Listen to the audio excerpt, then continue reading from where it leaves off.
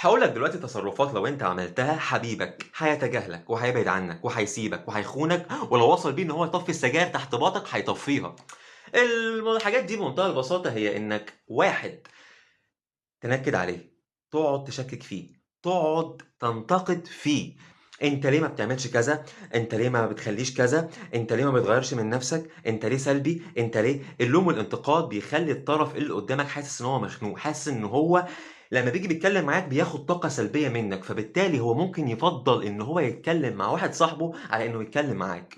تاني تصرُّف بشع أنت ممكن تعمله هو الشَك، إنّك تشُك فيه، كنت بتعمل إيه من الساعة كذا للساعة كذا، كنت فين من الساعة 11:00 لحد الساعة 11:30 وكنت في النُص ساعة دي بتعمل إيه في أول ربع ساعة منها؟ هو مرتبط بإنسانة مش مرتبط بساعة حائط، فبالتالي للولد والبنت ما تخلّيش الطرف اللي قدّامي يحس اللي قدّامك يحس إن هو مرتبط بواحدة أو واحد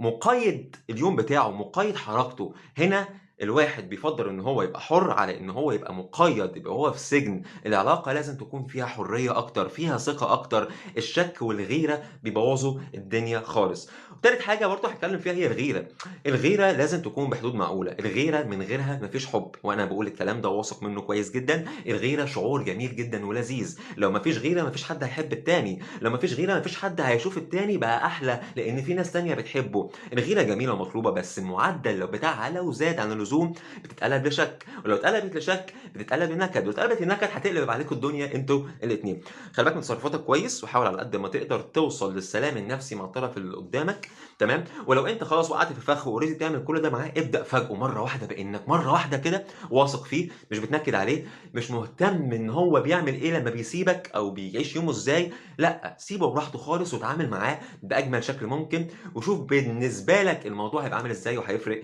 إزاي. لو في حاجة عايزين نتكلم فيها اكتبوها في الكومنتات، يا ريت تدعموني بلايك وfollow وexplore عشان أنا عايز التفاعل يزيد، عشان أقدر أكمل. باحبكم أوي، أوي، أوي.